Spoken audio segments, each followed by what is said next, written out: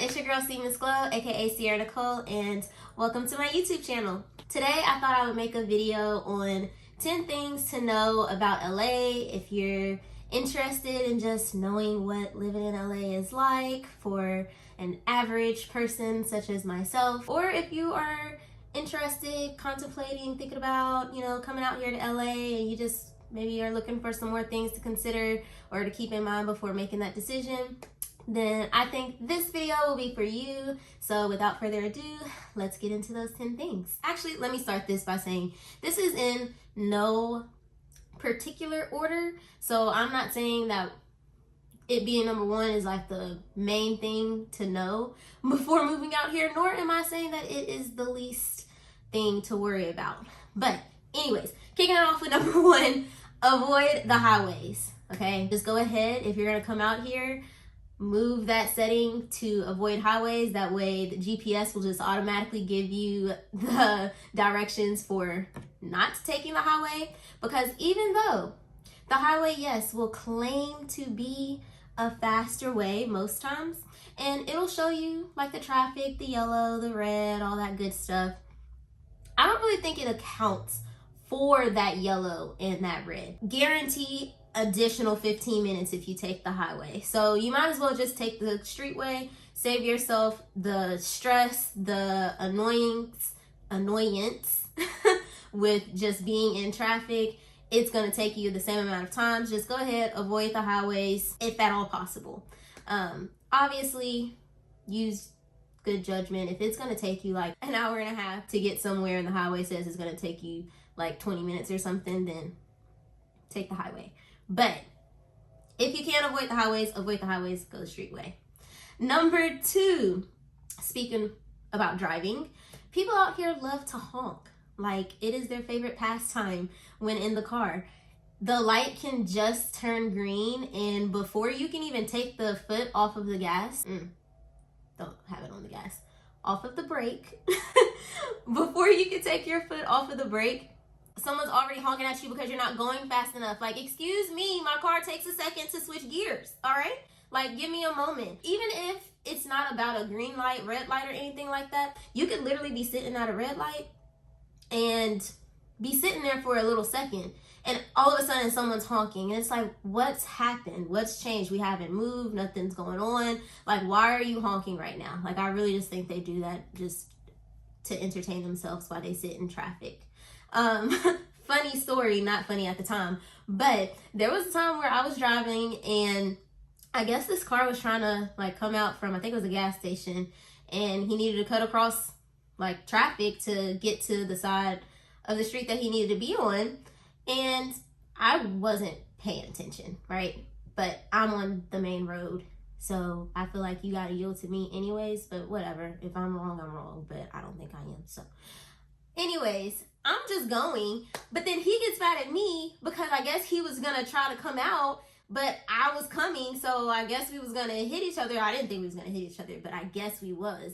And he was able to come out after me, and when I say he laid on his horn until I had to turn off the street, which was like 4 lights away, and mind you, like, there's traffic, so it's not like we're just consistently driving, consistently moving forward. Like, no, this is stop, go, miss the light, gotta wait again. He was laying on the horn. He was drawing so much attention. Everyone was looking like, what is going on? And it got to the point where I'm just like, okay, well, I'm gonna lay on my horn. Like, if you're really upset, like, I'm gonna put on my horn.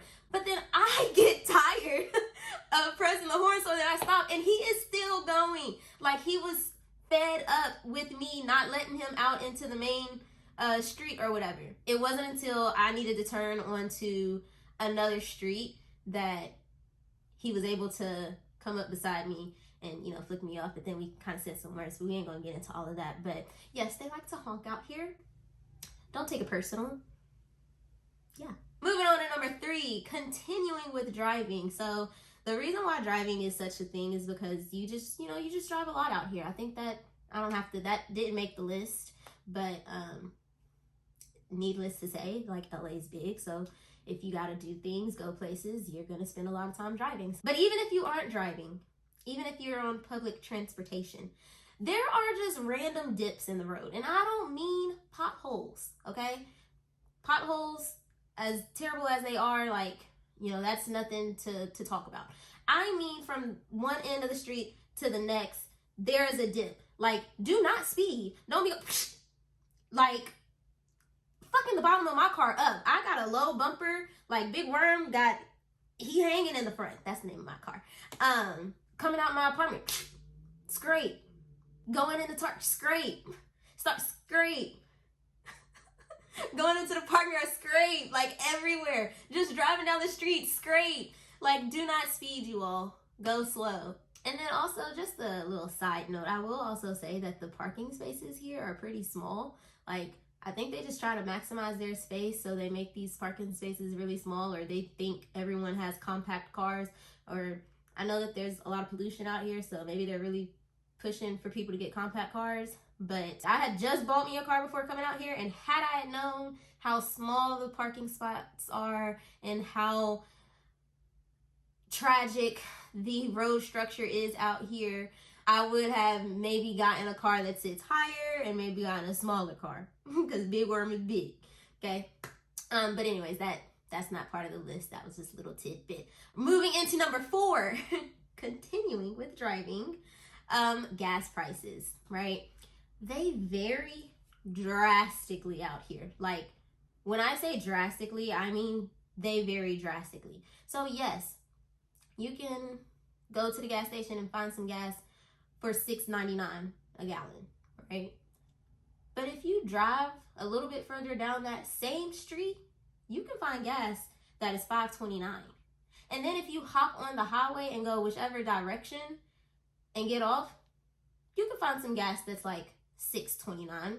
But then if you turn that corner, you can find gas that's $4.99. So moral of the story, don't wait until your gas tank is on E. Give yourself some wiggle room so that you can drive around a little bit and find some cheap gas. And somebody might say, oh, get Gas Buddy. But Gas Buddy's been wrong one too many times for me. And a sister like me, I'm wait until I'm past E. I always wind up with the high gas. And then I drive just a little bit further after I accidentally fill it up because I got distracted while I was at the pump. Anyways, don't be like me. Don't wait till you're desperate for gas because you're only going to find the high gas prices when that happens. But if you give yourself a little wiggle room when you're looking for gas, I guarantee you can find some that is reasonably priced. Now, it's not going to be as low as some of these other states. But when you know what it could be and what you're getting it for, you'll be thankful. Yep, you'll be thankful. All right, continuing on, number 5, still kind of goes with traveling and everything like that, but it's really beautiful out here.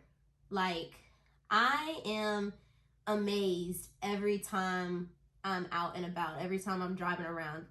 The scenery changes so much. It's crazy to me that I could drive and then I'm seeing the Pacific Ocean. I'm seeing this massive body of water with a beautiful sunset in the background, and then I can also see mountains in the background, and then these tall trees that look like they could break at any moment, but they're not. They're leaning over, but they don't break. I just think everything out here is way more vibrant than other places that I've been in, which that is something that I had to kind of remember, because the first time I made this video, y'all, all honesty, it was all negative. I was so over LA. Like, I was like, if I could move in a heartbeat, I would. Like, I was over it. There was just a lot of negatives. But when I started getting out a little bit more, not staying in the same like environment or the same place all the time, I'm just like, damn, like, it is beautiful out here. There's all kinds of, well, I'm gonna get to some more stuff, but like, it's really beautiful out here. And it's, for me at least, it's hard to be upset when nature is just this breathtaking. Like, yeah. So, moving on though, from it being beautiful, it is a very active city, and you can take that in any way. Active, like there's a lot of stuff to do, which there is a lot of stuff to do out here, but then also active in terms of like physical health. It's, for the most part, throughout the entire day, it feels nice, and so you're able to really work out at any point in the day. I don't know if the sun rises sooner out here than in other places, but I don't know. I feel like you can, even if it doesn't have anything to do with the city actually waking up, sun coming up, whatever, a lot of people get up and will be at the gym at 5 o'clock in the morning, or you'll see them running, or you always see like, you know, soccer teams and football teams and cheerleading teams out practicing, and just like people just like doing skating, just doing surfing. I keep cutting myself off, but just like doing all kinds of things. Now I haven't seen anyone surf because I actually haven't been to the beach here, but I threw that in there because it happens. I just haven't seen it yet, right? But yeah, so it's just very active, and for me, that's kind of encouraging to be more active, to do more things. It's nice to know that if you want to, there's a lot to do, which also goes to another thing. There's like all kinds of seasonal activities that you can do as well. They have the water, so anything with water you can really do. It's a whole ocean. They have snow somewhere. I haven't been, but I was talking about this with someone, and I didn't realize that you can go skiing somewhere out here. Like, what? Doesn't matter the weather that you need to happen to be able to participate in it, because it's out here somewhere. A slightly separate topic. Out here, having a roommate is the norm and almost inevitable. Now, mind you, I will say that I am a full-time student. I was a teacher before this, but the way the class times are set up, I cannot teach and be a grad student right now. So not making full-time salary pay or anything like that. I do have part-time jobs and things of that nature, but it's, unless you got a full-time job with nice pay, because it is just so high, it's like everyone has a roommate. And that's nothing wrong with a roommate. It just ain't for me. I'm so used to being on my own that having to kind of go back and share that space with either someone that I don't know, which thank God I have like the best roommate that I could ask for, and she is my best friend. She is also my line sister, so I lucked up. But I know that that's not gonna be everyone's experience, and like I said, I lucked up. Like, it wasn't, I looked up. But it's also not gonna last, you know, forever.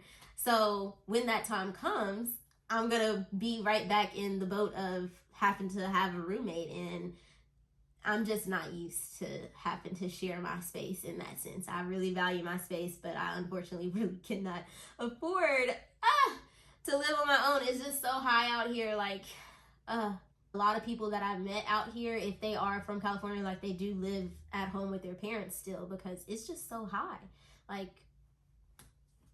yeah. So along with living arrangements, I was gonna save this for last, but I didn't want to end on a bad note, so I'm gonna drop that in here. Number 9. In these places of residence,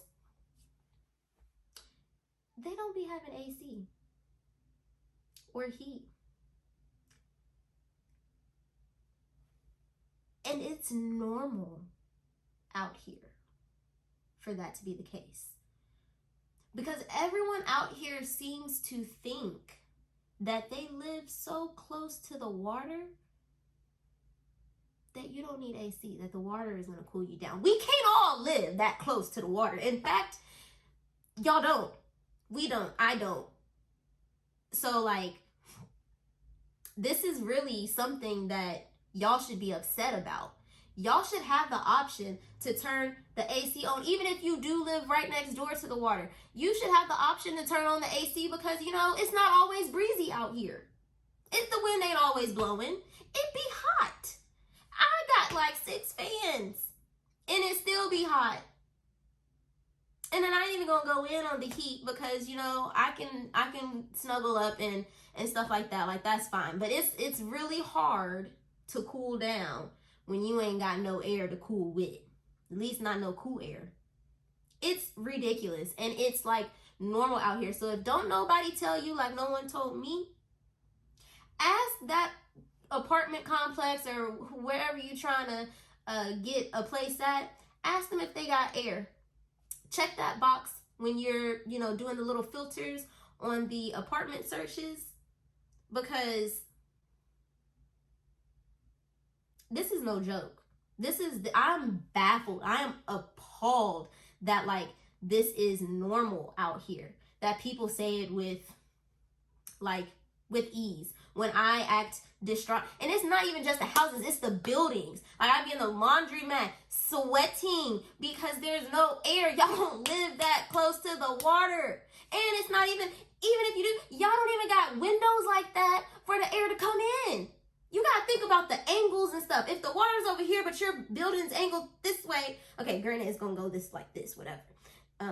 Building's angled this way, but you only got like something going right here. It gotta, y'all know what I'm talking about. It don't make no sense.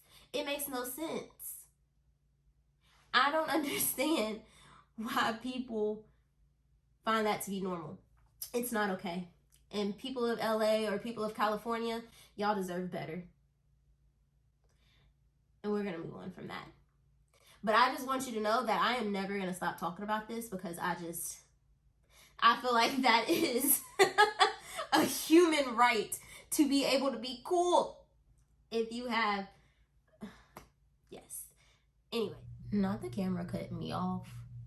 But I'm just trying to let y'all know. I'm trying to get y'all the game. Like, I wish someone would have gave me the game before I came out here. But anyways, like I said, I did not want to end on a bad note. So that was number 9. This is number 10. And that is, you can find your community out here. Now, for me, that was such a big thing because ever since leaving home, it's just been kind of hard for me to establish a community where I'm at.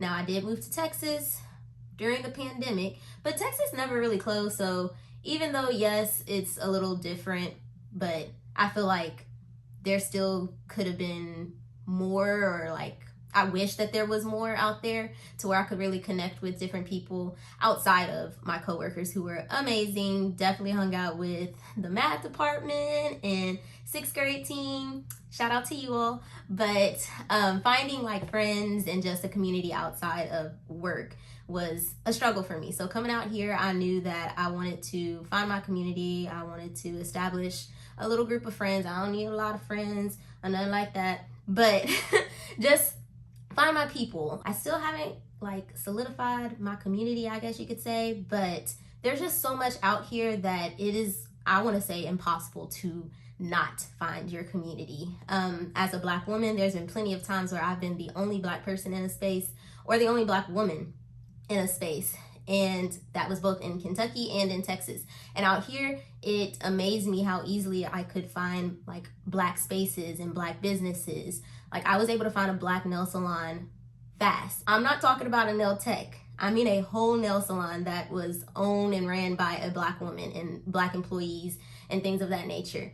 Black on the Block, Black Market Flea were some of the first events that I went to, and they host like over hundreds of Black owned businesses. So to me, that was like amazing to see. If you're into beach related activities, which I am not, but maybe I will be.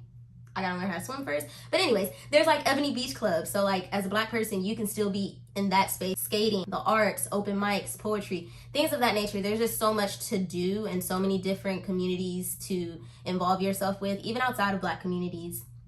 It's, like I said, I feel like impossible to not find your group, your tribe. And that concludes this video. I hope that you enjoyed. Please give it a thumbs up, a like, and subscribe. And if you are living in LA or used to live in LA, leave a comment below. Share something that you learned while being out here, or something that you wish you would have known before coming out here. And until next time, bye.